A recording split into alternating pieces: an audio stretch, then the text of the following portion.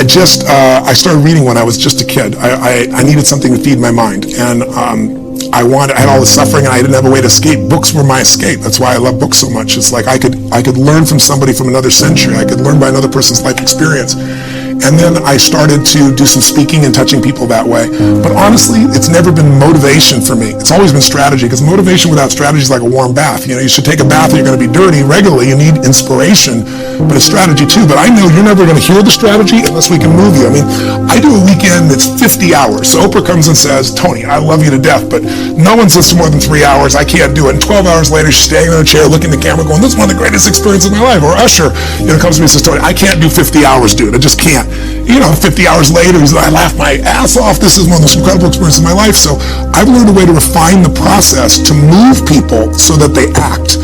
If you just get pumped up, what good does it have? So this book is all these specific strategies. Here's what to do. Here's what Ray Dalio says, the largest hedge fund on earth.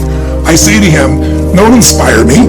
Tell me, if your kids couldn't get any of your money, not on a dime, and you were going to show them what to do, what would you show them? What would you tell them? He said, Tony, I've spent 10 years of my life refining this process. All my money's in it. It's called my all-weather strategy because it works. The stock market goes up or down. He said, I've tested it back to 1925. It makes money 85% of the time. So he tells me the strategy is quite complex. And when you show it to the average financial person, they go, oh, that'll never work, because they're not Ray Dalio. They haven't figured out $160 billion to manage. It takes $5 billion 10 years ago, net worth, and $100 million for him to talk to you. Now he won't do that for even that, for any amount of money. But he spent 3 hours with me. At the end, he shows me this formula. I said, you know what? This is great, but you showed me how to make a chocolate cake. It's very inspiring. You said use some chocolate, use some sugar, but I need the actual numbers, or no one's going to be able to act on this. They're never going to figure this out on their own. And he said, Tony, that's my secret sauce. He said, that's how I get billions of dollars. I said, yeah, but you've not taken money in 10 years. I said, you're a generous man. You've given, half of your net worth you're going to give away? Give me the formula. Give it to me. I was teasing him. He gave it to me. It's in the book. It's one of the formulas. And when you test it over the last 75 years, it's been successful 85% of the time, year by year. And the times it's lost, it only lost 1.6% on average. The biggest loss was less than 4% in a world where the markets go up 50% down, back. This book's going to make people money. It'll make people money. The beautiful part of it is they don't have to pick Ray. They can decide who they want to follow, because I give you the strategies of all the best people. The energy. Do you ever lose your energy? Do you ever get down? Well, sure. I get exhausted. I get mad. I get tired. I'm a human being, but it's like an athlete. You built your muscles, so it's there for you. It doesn't last. What used to last when I was a kid, a month, might last me a few minutes or an hour, something of that nature. Lack of confidence or faith. Lack of belief. It'll steal your dream. You got to know you're going to win. You got to have some faith. These people sitting around you right now, they're whispering to you, you could do this. I believe you. Just like when you were a little boy. Just like when you were a little girl. They've always believed in you. They've always known you were going to do something special. They always knew you were great. You need to know it. You need to take that God that's sitting there with you and those precious souls that have passed, that have always believed in you, and you carry them with you everywhere. They're with you anyway. Acknowledge them. If you don't believe that, honor them. Honor God. Honor these people who believed in you with your magnificent life. Honor them. Don't give in to lack of belief, lack of confidence. Don't ever do that again. Don't do it in WFG or out of WFG. You were made to do something great. You're special. You were made in the image of God. Something awesome's supposed to happen for you. And those of you that have made something awesome happen, something even more awesome is supposed to happen for you. Number 2 thing that steals the dream, failure and setbacks. People quitting, chargebacks, flunking the exam. That's all going to happen. Just get ready. If you're an entrepreneur and you want to do something great, you're going to have false start after false start. False start after false start. Get it going, then you don't. Get it going, then you don't. Your group grows, then it shrinks. I'm telling you right now. Just know that. You're going to make some money, then you're not. Being an entrepreneur, tons of false starts, tons of setbacks. But for a guy like me, I knew someone was better than me. There's more talented people than me. Probably more talented than you. But like my dad said, the best ability is availability. You might outwork me for 30 days or 60 days or 90 days, but you ain't going to beat me over a year. You can't outwork me over 2 years. You aren't going to outwork me over 3 years. I'm going to get you eventually. I'm a dripping damn faucet. I just keep coming at you. Just like you could be, right? Just like you could be. I just keep coming. You might think I'm not that. I just keep coming. I'm too damn tough to give up. Most people half-ass half their life all the time. I knew they were going to get tired. They were going to flinch. They were going to get down. They may not quit. They might send a letter of resignation. They quit getting wide. They quit recruiting people. They quit improving themselves. They start sleeping in. They spend all their damn money.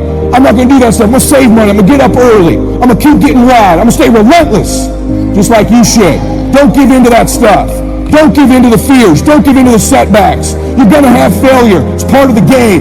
Remember the jock strap next time you fail. Remember Ray next time you fail. Well, that's a damn Ray right there. The third thing that can steal the dream. Some idiot telling you they're a competitor of ours. Please don't let some crackpot goofball that we fired and that's at another company potentially tell you they're doing Let me just say something to you. Let me say something to you. For 20 years of my career, there's always some idiot nibbling at our ankles. They're all gone now. Just many of them far more qualified than a couple goobers out there right now, trust me.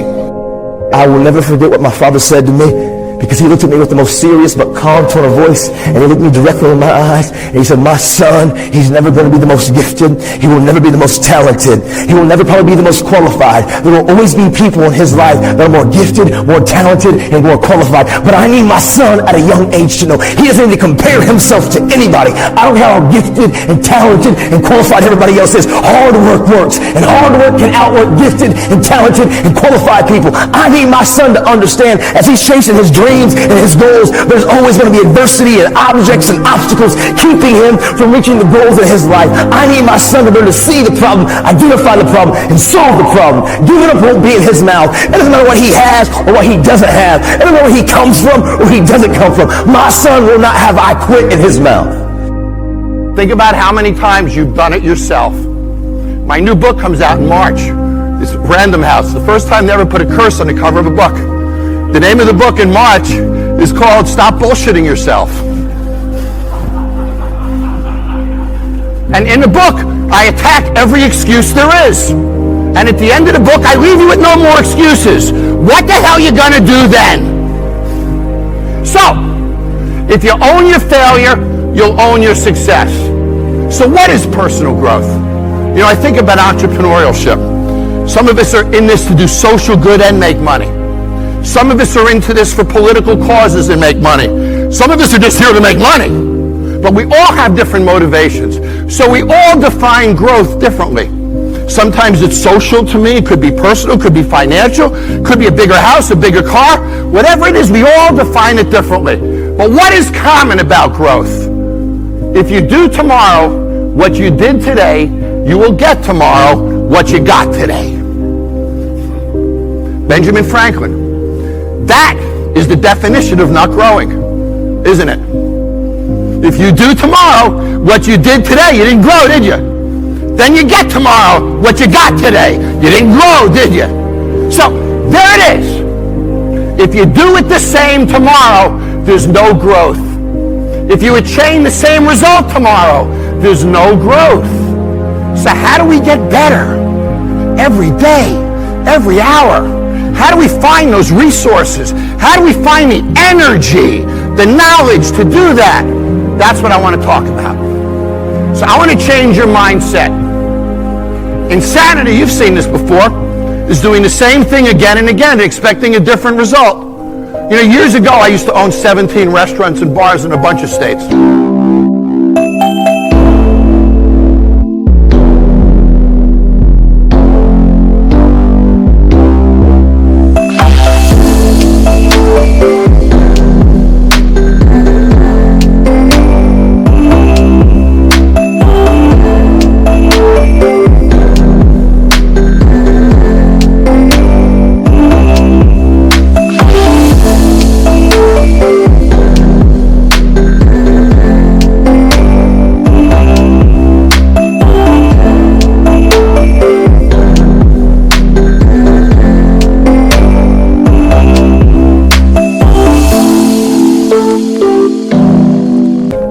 And every September, I'd go to the property, and the GMs would make a presentation and give me their business plan for the year.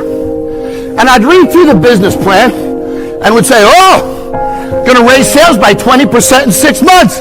Awesome. Tells me breakfast, lunch, dinner, late night, booze, wine. I'm in. Then next year I come back. 20% in 6 months. Lunch, breakfast. And I realized, wait a minute. This is the same shit I read last year. Said by the same people who said it last year, and I'm supposed to get on a plane and feel good about this. So what does 20% in 6 months mean? Well, does anything happen next month? What about 2 months from now, 3 months from now? When does something happen? Not till the last day. 5 months and 29 days, I gotta sweat bullets. What the hell does 20% in 6 months mean? How do you get your arms around that? How do you turn it into something that's meaningful in business? So, open your mind and play with me for a moment. What business are you in? What business do you want to be in? Retail, customer service, consumer, B2B? What business are you in? I love it when people say, oh, I'm in retail, I'm in medical devices, I'm in, every one of these is wrong. You see, it doesn't matter what business we're in. We don't sell products, we don't sell services, we don't sell advice, and we don't sell solutions. All of that is textbook bull. Everything we do is a process, never a result. That process must establish an emotional reaction. That reaction is our product. So, let me be a restaurant guy for a minute. The cook in the kitchen is making an entree, right? He thinks that's the product. So the entree comes out to the table, goes on a table, one of two things happens. Either you sit up and look at it and react to it, or nothing happens. If nothing happens, that business is stuck in mediocrity forever. So, is the product the plate of food or the reaction that the guest had to the plate of food? Which is the product? The reaction is the product, isn't it? You see, I'll redesign that plate 30 times until you sit up. Understand that the product is the way you react to things. We can all buy cell phones from any company. It's the way we react to the product that matters. It's presentation, it's emotion, it's perceived value, far more than absolute value. The fact of the matter is, everything we do must create reactions. Those reactions drive frequency, drive spend, and fuel the economy of our country. And he or she who creates the best reaction wins. That's the business world. And that's what we have to get good at, is we have to understand how to cause people to react to what we do. And it's not the product. Don't let your brain stop there. It's the way the consumer or the individual reacts to it. And when you own the reaction, you own your future. That's business.